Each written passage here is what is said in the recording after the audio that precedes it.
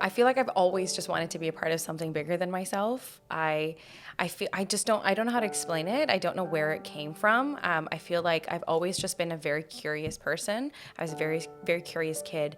And I was always asking questions, even as a kid. Surrey 25 under 25, your own podcast that you still run now, Brown Girl Guild. Harpo Mander. Now you're the manager of 5X Fest. Hi friends, you should go Harpo. But I was really searching for a place that I could call home for so long, and I could just feel like, okay, you know, like I can feel comfortable here. I can express myself here. And then I think I started to realize that the stereotypes about Surrey that people have all across the world are actually not true. Speak kulke, listen kulke, and think kulke. If you look at my Instagram and you go and read my bio, it says building the world I want to live in. Yeah. And that's exactly what this means. Yeah. That's exactly what it means. It means that I get to build a world that I've always wanted to live in.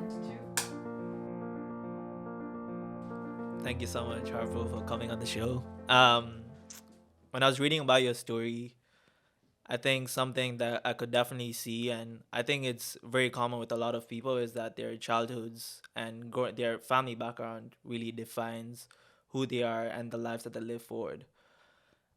Tell me more about growing up in Surrey and what it was like, and yeah, just tell me more about your background growing up. Yeah, thank you for bringing that up as the first question. Surrey is the number one place I'd like to start anywhere in life. Yeah. I always say I'm a proud kid from Surrey. I love being from Surrey. You know, I grew up in a home where both my parents were not born in the same city or the same country or in the same culture that I was born in.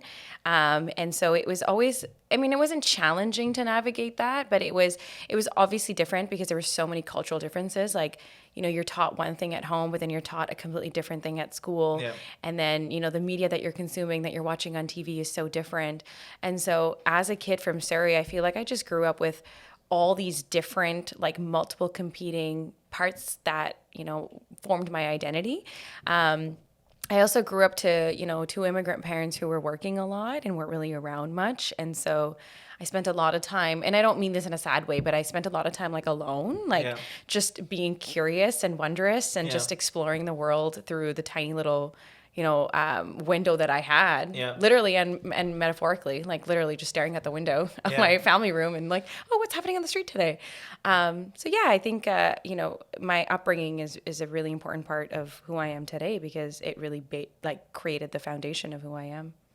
I wanted to dive deeper into some of your experiences growing up, right? Like, I only moved here last year, and if you like search up, I guess Surrey, like there's all these things that you read about, you know, and from what you said, I think, what was it like, I guess, hearing stuff from the outside versus actually living there?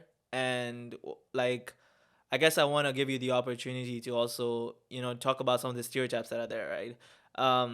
But yeah, wanted to dive deeper into that. I know you said, I think I read somewhere, and you also talked about on that piece of identity, like when you had like your white friends, you'd be too brown for them, and then to your brown friends, you'd be too white for them. And I personally could relate to that a lot. Like, my parents are from India. They immigrated to East Africa, and I was born and raised there. But the locals would never consider me being East African. And then now I'm here, and then when I go back to India, I'm not considered fully Indian, I guess. And now I'm here in Canada, and it's a mix of everything, and I'm like, I don't know where I belong. So curious to know how you, I guess, dealt with that, and also, I want to learn more about that. Yeah, when I was growing up, I used to, like, now I say I'm a proud kid from Surrey, but growing up, I hated telling people I was from Surrey. I hated being associated with it. I remember I would go to the SFU Burnaby campus. That's where I went to school for my undergrad. And, you know, when you're in your tutorial room and you have to go around and introduce yourself, I used to start clamming up, and I was like, oh, I don't want to have to say that I'm from Surrey. And I didn't understand at that time, like, why I was carrying so much shame around being from Surrey and why I wanted to, like, disassociate myself from it. And then when I left Surrey, I moved to Montreal and I did my master's degree at McGill. Yeah. In that environment is when I started to really feel Like I like Surrey. I miss Surrey. It's formed who I am.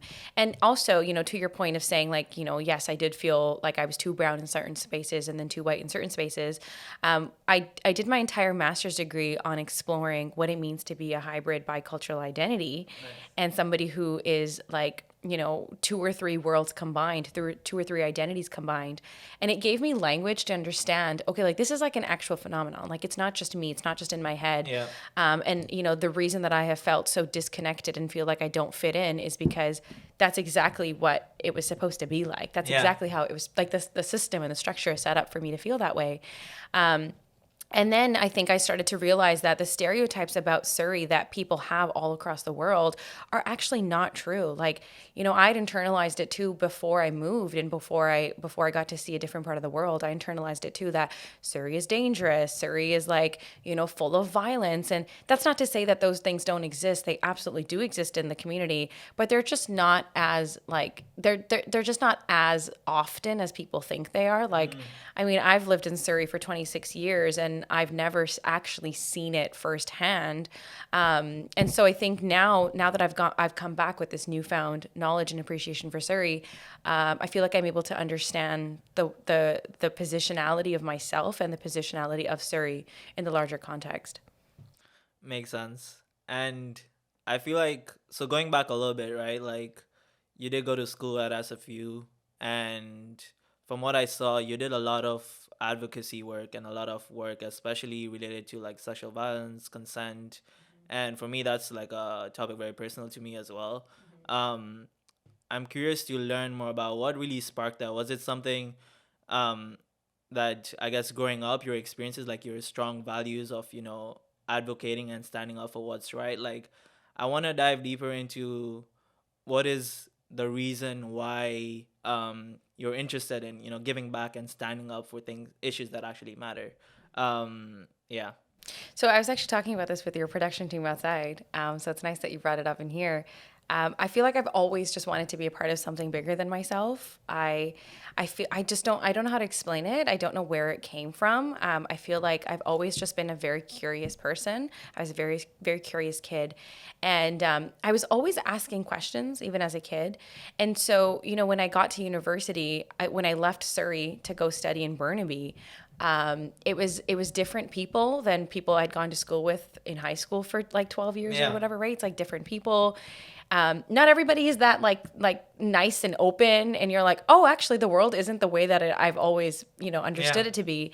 And so when I got to campus, I was like, oh, I can be a part of so many different clubs. Like I can be a part of so many different organizations, and I can be friends with whoever, and then I can still come back to Surrey and just like go back into my little hole. But it felt like leaving Surrey meant like going out into this wondrous world. It's funny, even like we're recording this, episode in Gastown. When I was in high school and also in like early university, I would just like SkyTrain, or like when I was able to drive, I would come to Gastown and just walk around for hours. Nice. Because I would just want to be a part of something bigger. I just wanted to like feel a bigger world than what I had. And so the work that I did do at the SFU Burnaby campus, with the Active Bystander Network, or, when I was part of the team that helped launch the Sexual Violence Prevention Office there, it actually didn't matter like what I was doing, as long as it felt like I was making the world a better place and that I was really leaving my impact and my mark on it. Makes sense. Yeah, I feel like that's so inspiring, that a whole idea of wanting to be part of something bigger than yourself. I feel like that's huge, and I talk about this idea of, purpose and I guess leaving like some sort of legacy behind in this world, right? Wanting to make that impact and that legacy, and it's usually something that's more than just you, right? And clearly from your journey, that idea of being part of something bigger than yourself has translated into everything that you've done after as well. So it's nice to see that connection. You do talk about your university experience and being part of so many things. I'm sure a lot of listeners are university students currently. What was your experience like being? I know you did your undergrad at SFU and then you did your master's at McGill. What was that experience like for you? Is there things that you would change per se? Yeah. I loved being a student. I Yeah. know that's not the case for everybody. Yeah. And I know that we're in this like new age world where people are like, you don't need an education to be successful. Like, Yeah. we watch like all these like, successful dude bros on TikTok and Instagram who are like, Yeah. I never went to school. That's fine. That's totally okay. Like my younger brother is of that belief. He's like, you know what? I'm just going to like retire at 30 and I'm not going to go to school and all this kind of stuff. Yeah. So I understand that there's that sentiment, but I feel like for so many of the people in my generation, we were taught that school is like a means to an end. Yeah. And we were taught that like, go to school because it's part of the destination that you're trying to arrive at. And I remember somebody saying to me, if you're going to pursue higher education, it doesn't need to necessarily be that it's going to be the thing that like lands you to that destination, or like, you're going to go to school and you're going to get this degree and then you're going to like get a job directly related to what you studied. Like, spoiler alert, it doesn't actually work that way. Yeah. Right. Yeah. And for me, school was always, a part of it's been a part of my journey. Like, people ask me all the time, like, did your master's degree translate over into the job that you have currently? Yes and no. Like, I mean, I did an MA in education. I'm not a teacher, right? I'm not a principal at a school. And yet everything that I learned in my master's degree, I use every single day. I'm using it as I'm responding to you right now in this moment. Yeah. So I loved school and I loved learning. And when you go away and do grad school, it's a different energy, because people who are in the room mostly are in that room because they want to be in that room. And your undergrad is like your mom and dad want you to get a degree sometimes, right? Yeah. But I loved school and I still do. Like, sometimes I sit around and I'm like, should I get my PhD? Like, should I just do it? I mean, it's like a big commitment, so I don't do it. But yeah, I loved it. I loved every second of it, and it really made me who I am. I need to say that to myself more. I'm in university right now, and there are definitely days where I'm like, you know what, I don't want to do school. But I think it's only when you're done with it you sort of realize, and you're like, like, I should have, I guess, been more grateful and really enjoyed the experience, and that's something I'm trying to cultivate as well. So it's nice. It's nice that you say that. And I'm sure the people that are listening will take from that. Um, I guess fast forward to graduating from McGill. Um, I'm not too sure about the timeline, but from what I read, you sort of started your first podcast with your friend and her mom, right? Um, Talk to me about it. I think it was called Cool K or something, right? Yeah. Tell me more about that. Was that would you say your first like creative like project that you really put yourself out to, or is there something in the middle that I'm missing there? I used to have just one Instagram account, and that was like me posting pictures of me wearing cute outfits and looking Yeah. pretty and having brunch with my friends. And then when I was in grad school, in my first, I think, week or so, one of my professors was like, you need to have like an online presence. Yeah. Like, the world, this is like 2018, right? But like, my professor was like, you need to have an online presence, and that's your real estate. And so I created a separate Instagram account. Yeah. That's the one that the world knows of today. Yeah. We were talking about it outside. It's Harpo. And that was where I first got to be really creative. I got to take everything that I was learning in university and then share it with the world in like a very digestible, accessible way. And that is really what led me into the podcast eventually. So you're not missing anything, but that was really like the jumping point for me. And then, I started that podcast. It was actually the idea of my friend's mom, Nimrat Auntie. She came to me, and my friends and I we were all hanging out in her basement one day, and she walked over and she's like, Harpo, we need to start something together. Yeah. Like, we should just do something. Yeah. And then it became me, her, and her daughter. And that podcast was really, it came out of a place of like, like we have these misunderstandings between different generations all the time. We misunderstand our parents misunderstand us. How can we start to like really bridge the gap between those two generations? Yeah. And then Kulke was started, and Kulke means to be open. Yeah. It means to be openly. And now I'm like thinking about, it was so second nature to say that all the time, but it was like our slogan was, speak Kulke, listen Kulke, and think Kulke. Nice. So just be open. We did that for about a year, and then the pandemic happened, and we just stopped. But yeah, that was like a good time in my life. I'm so surprised that you found it on the internet. Yeah, I mean, I feel like, I did my research. Yeah, I can tell. No, but I feel like that's so powerful. I feel like growing up in a South Asian household, I grew up in a family that, yes, like my parents, it took them a lot of time and experiences for them to have that relationship with us and open up. And I feel like if there's one thing I would change is like I wish I would be more open with like my grandparents and learn their stories, because I feel like they have so much, like I have so much to learn from them, right?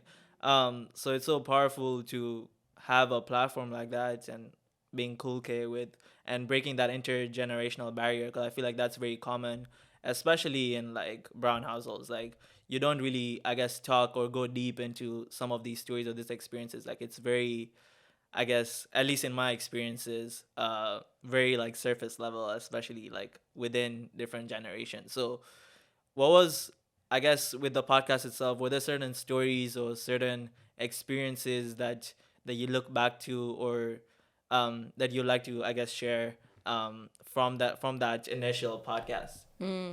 Yeah, I think for the one thing that I remember the most fondly about that time in that podcast is a lot of people were like, this is the first time that I've heard anyone say that this happens in their house or that this is something that they've experienced. There was so much relatability with that podcast. And it was so nice to be able to hear like the perspectives of three people as opposed to just like one Yeah. person. Yeah. So I think that was something that I really look back to and I remember really fondly. And just the fact that like Nimratanti, who's in her 50s, had the openness, had the courage, and was like vulnerable enough to Yeah. like be like, okay, I'm gonna record a podcast with my daughter and her friend. Yeah. Like, can you imagine like your mom doing that Yeah, or my mom doing that's that? weird. Yeah. It's bizarre, but she was really like exemplary of the Yeah. kinds of conversations and the kind of courage that, you know, even that generation needs to have. Yeah, I completely agree. I mean, yeah, I don't know what it'd be like if my mom was here. Like, Yeah. but no, I feel like just diving deeper into that, right? I feel like a lot of people do have these ideas and do want to start their own podcast or their own thing, right? But it's one thing to have the idea and another thing to execute. I'm curious to learn what was your like mindset going into this, starting this first podcast, this creative project. You've obviously you did learn about having an online presence. But again, it's one thing to learn that and another thing to actually implement on that. So what was your mindset going through it? Did you expect like a certain outcome? Did you have any experience with podcasts? Like how did you learn? Like I'm curious to learn the nitty gritty things that you went through to actually put something out there in the world. Yeah, I didn't have an expected outcome. I think when we started to actually record it, that this is actually something that happened to me in the second podcast that I've been hosting more recently. Yeah. Where you start to do it and you have an idea and you're like, I'm just gonna do it, you know, and then eventually it starts to pick up, and then Yeah. you're like, oh, people like it, Yeah. like, oh, it's turning into a thing, and then you have to decide at some point like how much time and energy you have in your life to be able to like really dedicate to it, because with anything you want to make sure that you're really committed to it and that you're being consistent with it. So we didn't have any projected outcome when we started it. We just knew that we wanted to like do something instead of sitting around and having all these conversations and these stories be like locked up in like a house that's just four walls and a door. But yeah, I think it was really just that, and just being consistent, being open with it, and yeah, having fun with it was also something that we just wanted to do, you know, and we just wanted to be brave and just do it.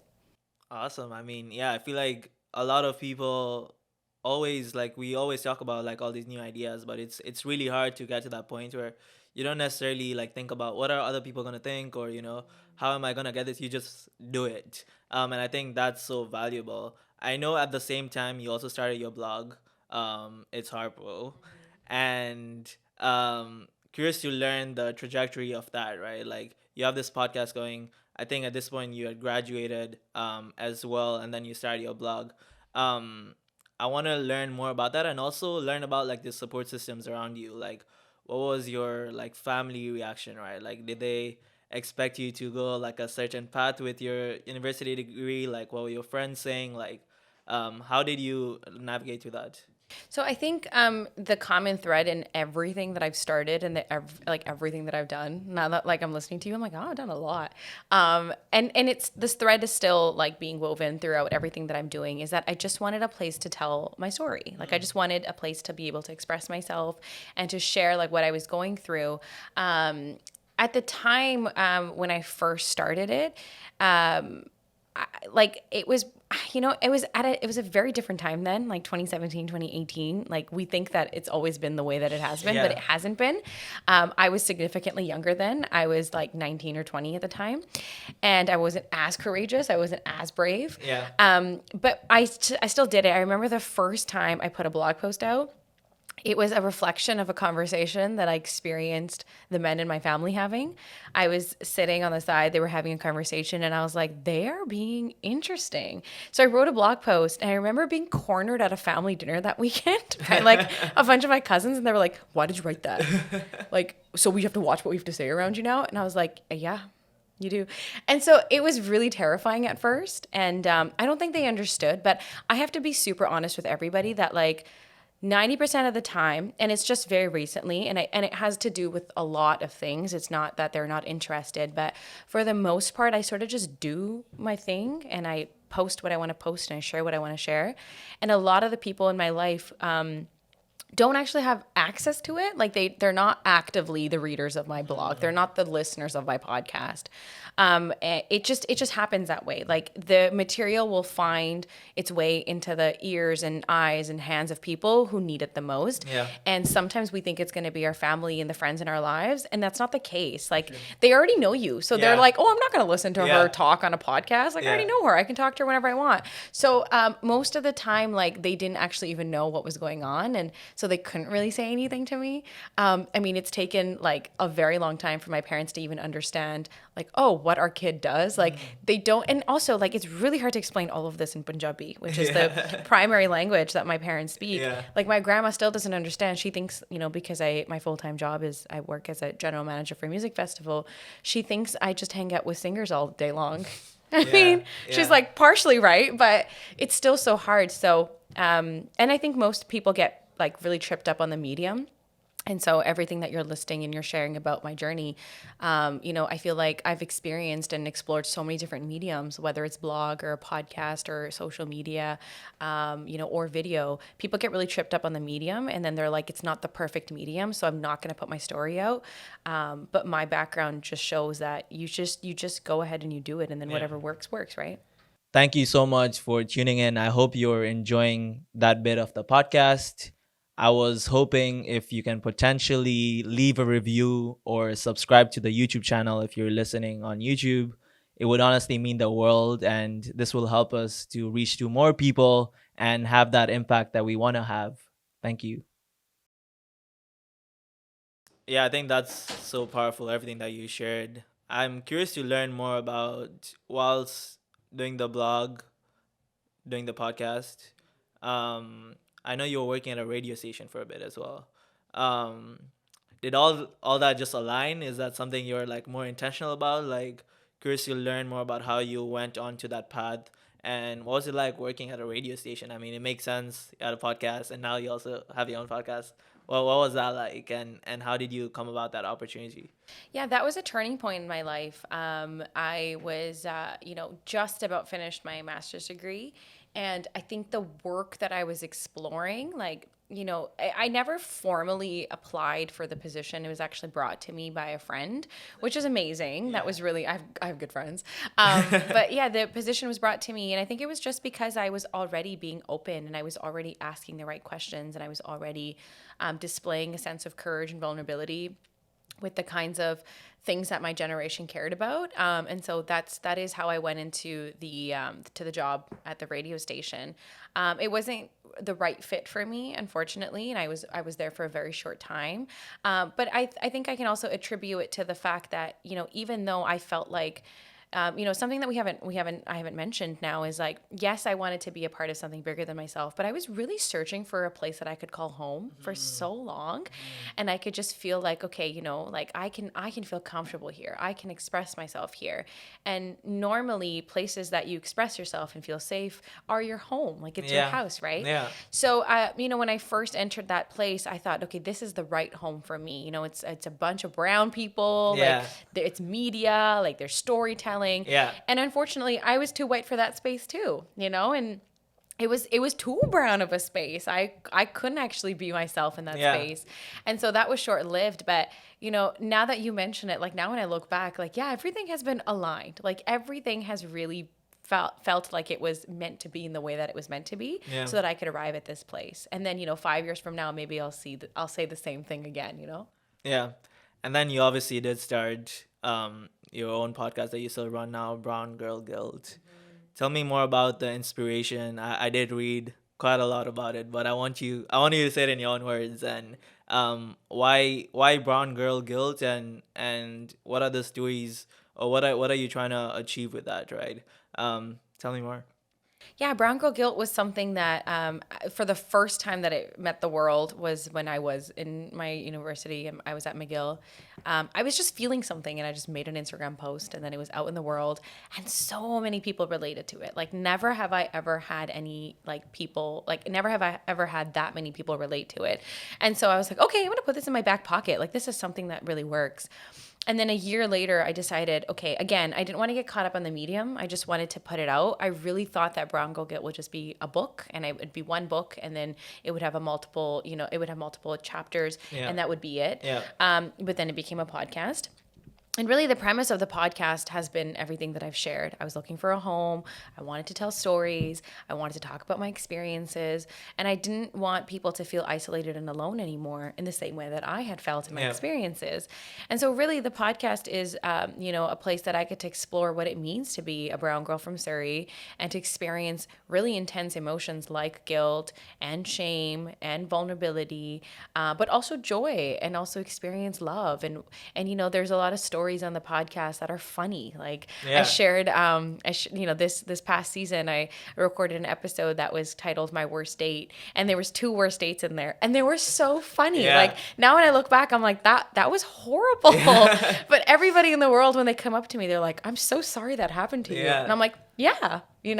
So yeah, that's really the premise of the podcast. But I'm also finding that it's served its purpose in my life, and I've definitely feel like I'm ready to pause it now.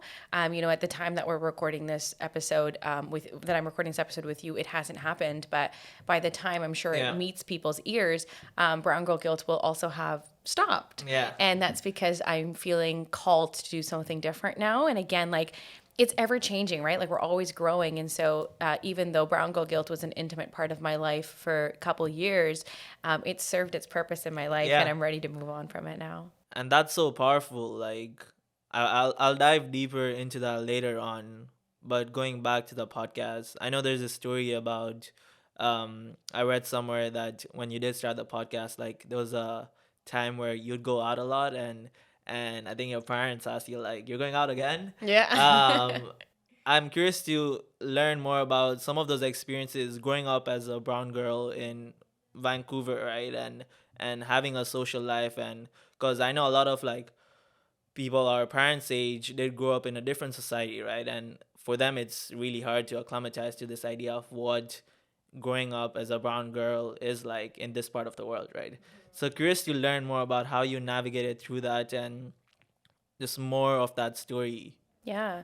Sometimes it feels like your life isn't your own when you're in that position. And that's really why I started Brown Girl Guilt. And the reason I chose the emotion guilt is because when you feel like your life isn't your own and you do something for yourself, you feel guilty for it, right? And so feeling guilty for wanting to go out, or going out 2 or 3 days in a row, or like having too much fun, or feeling guilty for moving, across the country to do your master's degree, feeling guilty for the kinds of partners that you're dating, feeling guilty for, cutting your hair and getting, like, I have 17 tattoos now. So, like, feeling guilty for having 17 tattoos Yeah. on my body Yeah. as part of my skin. I was like, it doesn't make sense why I feel so guilty for it. So, there was a time in my life where guilt really governed everything that I do, right? And I think it's because my parents weren't really accustomed to this kind of lifestyle, right? They grew up in a vastly different culture in a vastly different time, and then moved to a country where they didn't really know the values. And of course, now they've been here for like a couple decades, but it's also their first time living in a different country too, right? Yeah. It's also their first time raising young children in a country that isn't the same place that they were raised in. So, it was just the podcast was just a way to explore all of that. I think something that I thought was so powerful is you talk about this idea of finding your home, right? and finding a place where you can, you know, be comfortable and share your story and be authentically yourself. And with your podcast, something I noticed is you created this community of people, which I think is so powerful, especially I guess moving here, it's been hard to find that sense of community, right? Um, so curious to learn more about how you went through that journey and maybe hear more about some of the stories of, you know, that impact that you were able to have and how you feel about that. Yeah, my favorite thing is when I'm like out at the mall or like I'm, at my friends and I went out for dinner. Recently, I went to a concert and my friends counted how many people would come up to me and say, Nice. "Oh my God, you're Harpo!" Like, Yeah. and so they stopped counting at 45 Wow. because they were like, "We've lost track now." Yeah. But, and people think like that must be like, people have two things that they think. They think that must be so annoying, right? That people constantly keep coming up to you. Or people are like, "Oh my God, like you're so famous, you're a Yeah. celebrity." And it's neither of those things. Exactly. It's Yeah. literally neither of those things. I'm just like, wow, I'm like in awe of my own impact. I'm Yeah. in awe of the way that my words land for people. And so really like building that community has been like one of the greatest joys of my life because I get messages all the time, Zion, that girls are like, wow, I can't believe I'm not the only one, or your podcast changed my life, or I had a breakthrough because I was listening to your podcast. And so it's been wonderful. I never intended for that to be the impact, but it has been, and it's been really nice. And I don't see it as a way of like, oh, that's my ego, like, oh, Yeah. I'm the coolest. But it's more like, okay, like it's change is happening, right? Because now this person is gonna understand themselves in a way that they might not have before, and then they might go do a podcast, they might go start a blog, Yeah. they might write a book, right? I 100% agree, and I think if anything, it's humbling, right? It's humbling that you're in that position where your story and the things that you're doing and sharing your experiences is having that impact on someone's life. I think being in a place of that privilege is so powerful, and a lot of people take it for granted, right? I feel like yeah, I just think that's so inspiring to hear. um I I know you talked about, or you have previously talked about struggling with imposter syndrome. That's something that I have struggled with a lot as well, especially having to grow up and having a platform at such an early age. I and then moving to Canada, like I felt like I don't even know why I'm here. Like, why is it that I'm on a full ride scholarship at UBC or won all these awards or, done all of these cool things? Like, I don't know if I deserve it, right? And something you mentioned was this idea of like, electricity passes through like the path of least resistance as well. And I thought that was really cool. Just curious to learn more about your journey with imposter syndrome and how you went about that.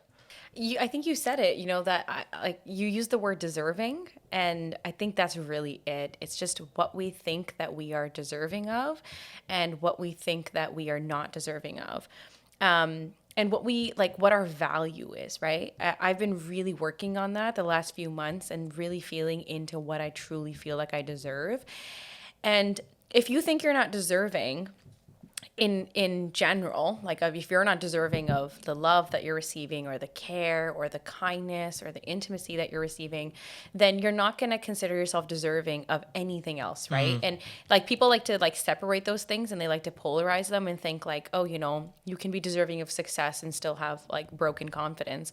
I don't think that's true, right? Like our sense of self is so important in the way that we receive things. Yeah. And so I didn't have a strong sense of self before, which might be surprising for people. Like they're like, but you are a go-getter, like you're Yeah. ambitious, you're Yeah. courageous. But my sense of self was so skewed. Like I didn't consider, oh, I am deserving, and I am worthy. Like your self-worth needs to be strong. And so I really made a home out of imposter syndrome for a very long time. And so when people would say that like my podcast changed their life, I'd be like, I don't get it. Like, Yeah, like what? why, right? Who am I? I'm like a 5'1" like brown girl from Surrey. Like how could I have changed your Yeah. life? But when you start to work on your relationship with yourself and you start to tell yourself, no, I am good enough, like I am deserving, and you like do the affirmations and you really really anchor into it, your relationship with imposter syndrome changes a lot. And I can say that that's very very true. And I don't have imposter syndrome now. I'm really really I'm really aware now of my impact, but I'm humble about it. Like sometimes I sit back and I think like, wow, like I am so grateful that I get to be this person, right? I'm so grateful that I get to have this impact. And if you can convince yourself that it's part of your purpose and that you're meant to do it, then you're like, oh yeah, okay, I will be that girl at the Yeah. concert that everyone Yeah. comes and says hello to, you know? Yeah. No, it's interesting how you dealt with that. I feel like that's so helpful for me as well. Like really just thinking about that sense of self and connecting it with that purpose and something larger than yourselves, I think really makes you think about it in the grand scheme of things and be like, you know what, I am that person, you know. Yeah, Um, and a lot of it also has to do with who you hang out with, like who's around you, right? Like in Punjabi, there's a word and it's called your sangat, and that means your community. It's like who you surround yourself with, right? And so if you're around people all the time who make you feel less than you are and yeah. make you feel smaller, and they want to keep you, really small, your sense of self is going to be really small, and then you are going to have imposter syndrome when you step into big rooms and big shoes, right? So it's really important who you surround yourself with too, and your friends and your company need to be reflective of the kind of person that you truly are. I feel like I can definitely agree to that. And that's something I literally had to go through specific experiences and be intentional about. And for me, it was sparked by a change in context. I went to boarding school in Kenya, and that is when I started realizing that I need to be more intentional about the people that I surround myself with. Like, yes, I've had my boys and we've grown up together, and this is what we do. But until I had that change in environment, it's until that point that I realized that okay, maybe this is not how things should be, and these are not the people for me that I should surround myself with. What would you say?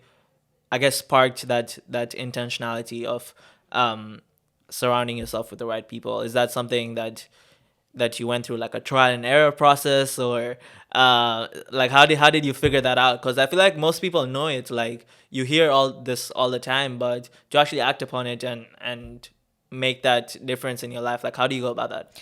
Definitely trial and error. Yeah, I can't tell you that I just woke up and was like this. Like it's something that I'm still learning. You have to be like, you have to be protective of your own boundaries too, right? Like you can't.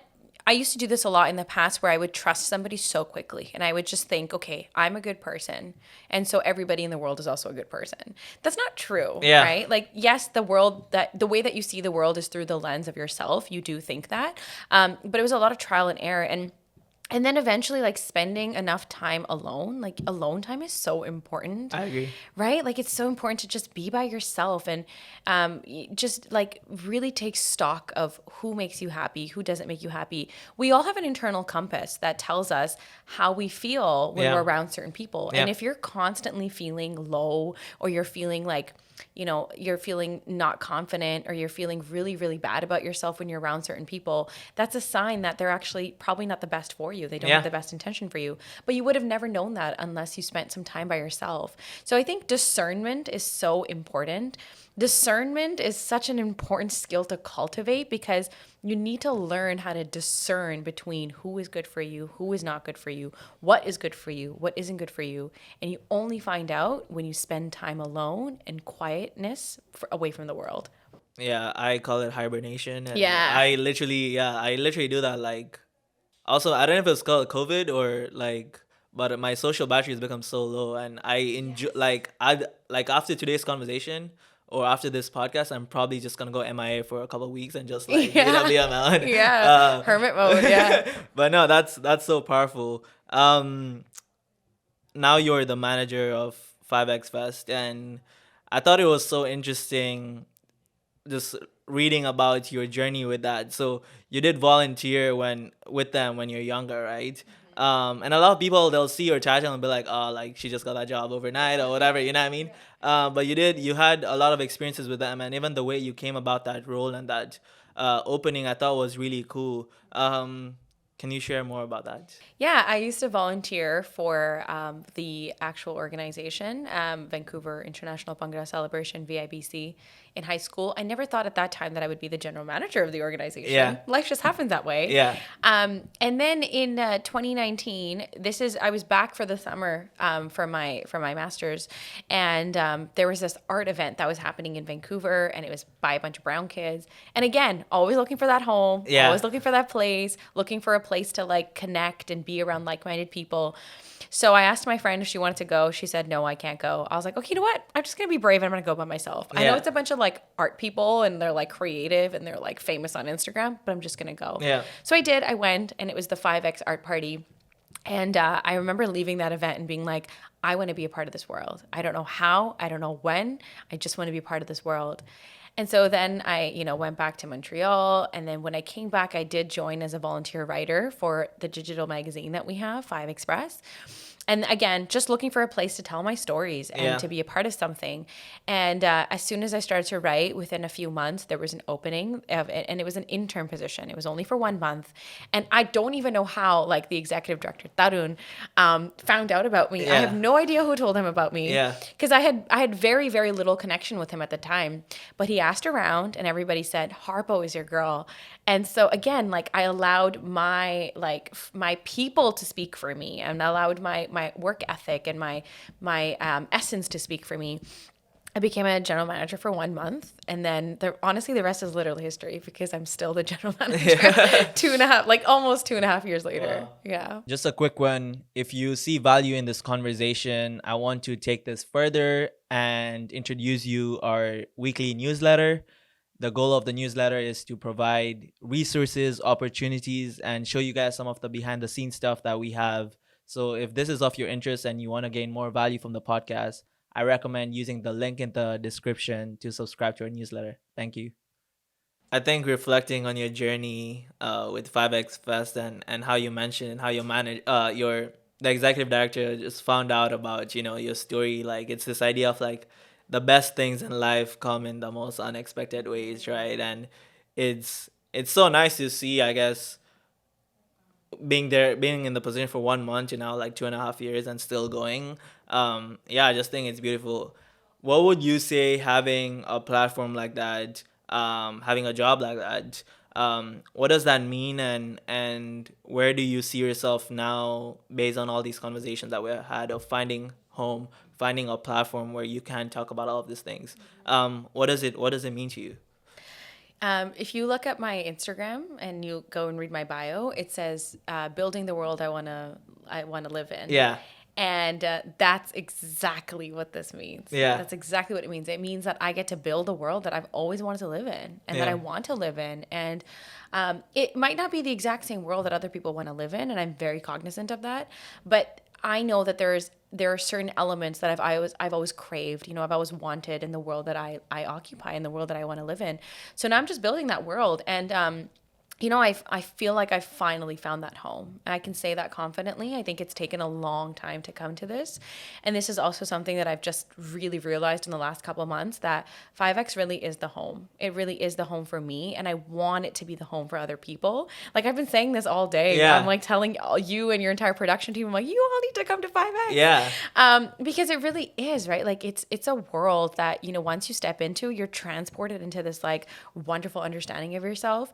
It's really hard to explain to people what it is unless you've been there. Like if you haven't ever been, it's hard. But once you're there, you're like, I get it. Yeah. I get it.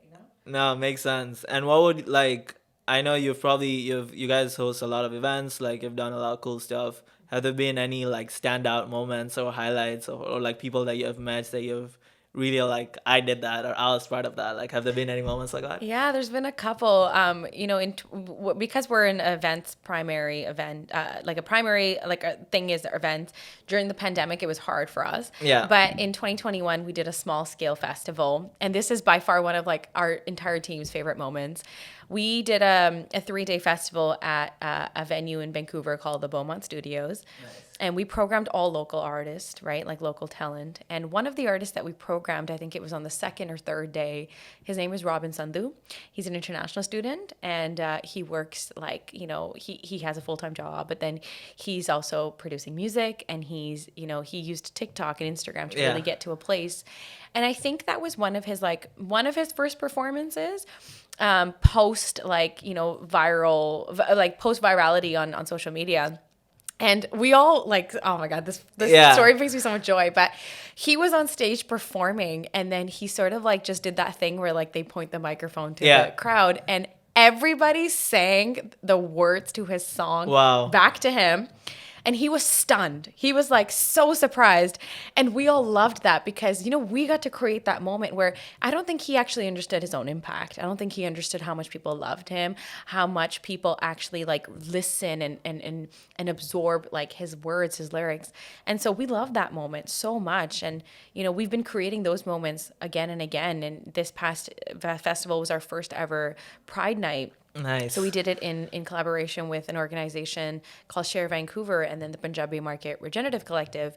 And it was the first time that like young queer South Asians could come together and just like be together and party and have fun and be in love and like, openly be intimate with one another and just embrace their identities and Yeah. joy. And we got to do that, right? And they felt so safe, and everybody messaged us all the time like, when are you doing another one? So those kinds of like touch points are really what we're really about, and they're our favorite. Yeah, and I'm sure you've like created those moments and for so many people, right? And some of them you may not even realize, right? And Yeah. you may not even be part of it, and hopefully um whatever is in store for you next or in the future, like these are the things that really matter, right? And these are the things that people will hold in their hearts for the rest of their lives, I think. And that's so powerful.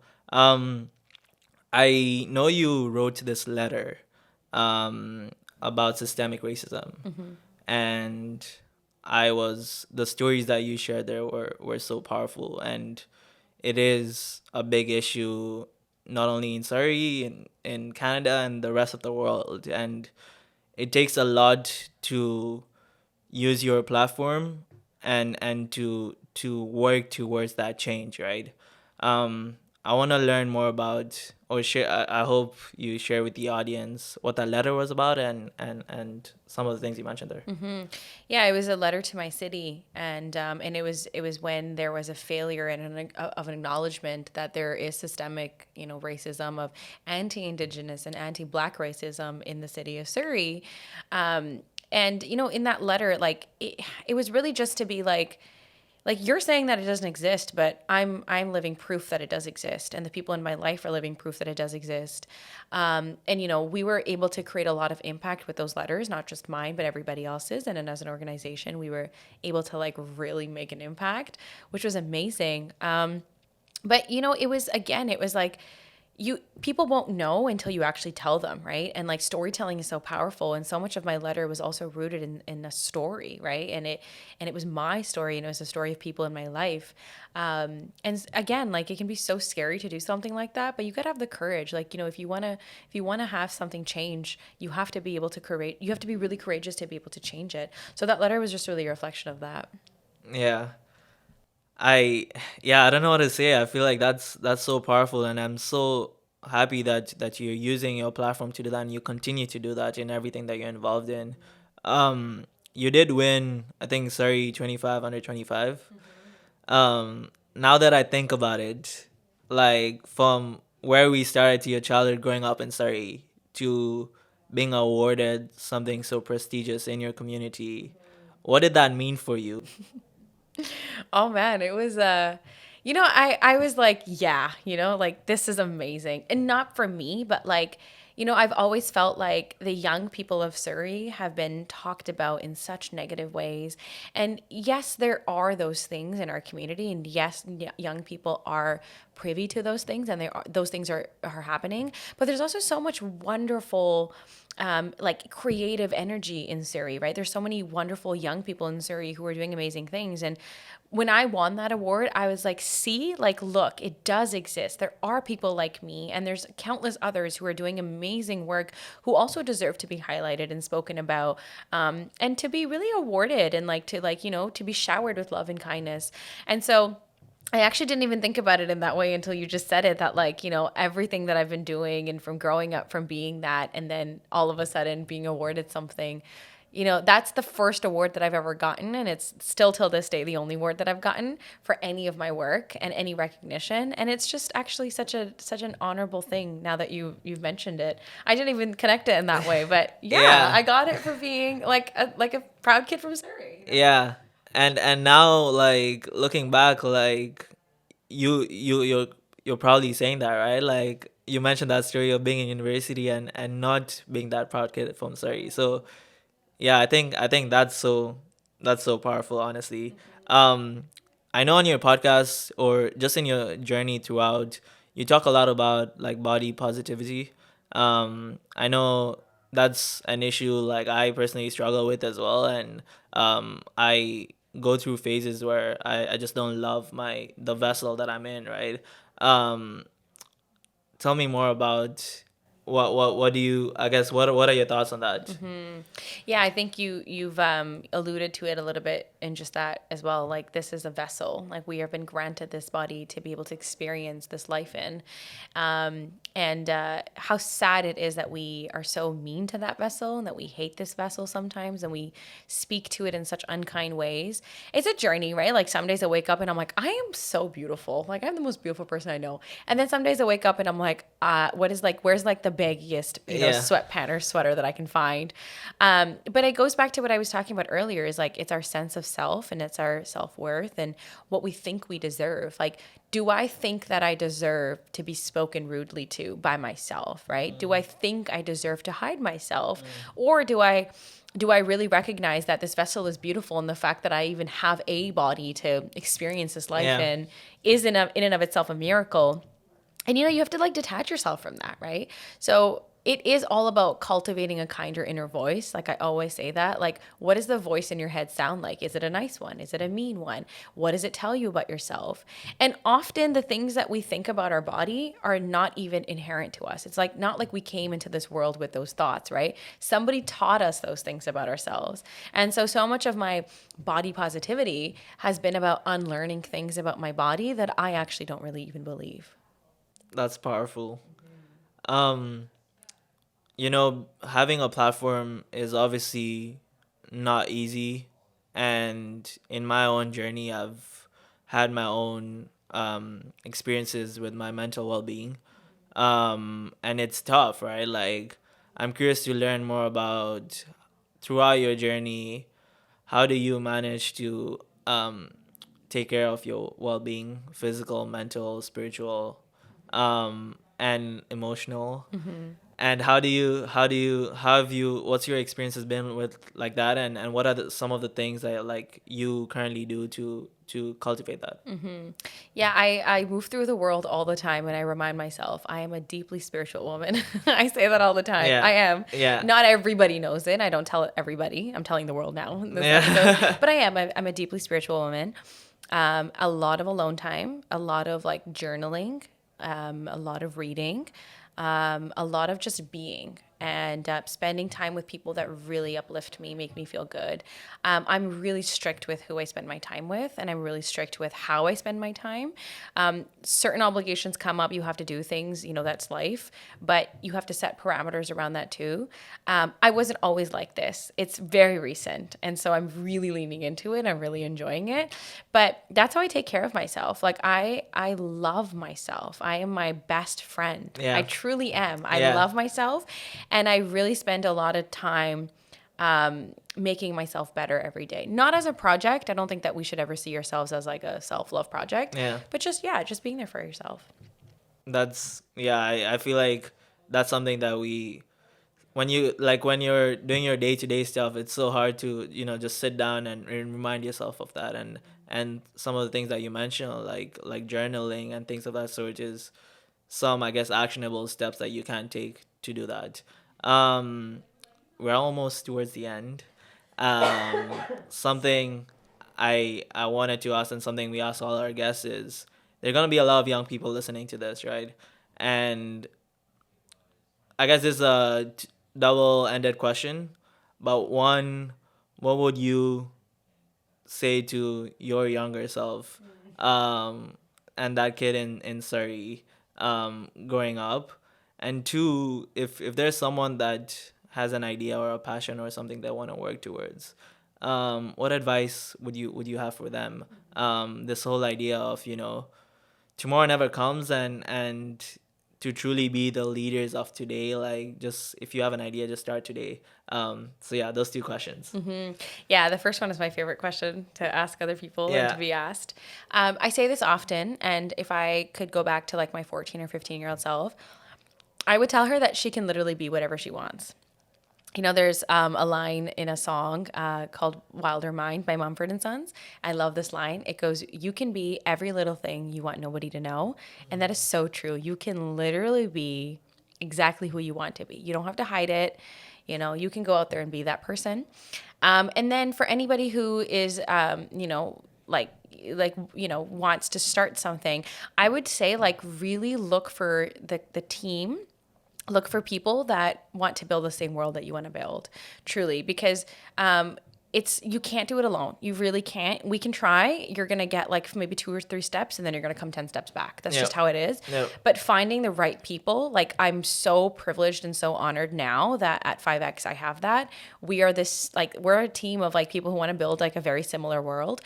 So that's what I would say is just to find people, and then the medium and the expression and the way it happens, the frequency of it, all of that will fall into place. This line, But but the team is really, really important. Nice.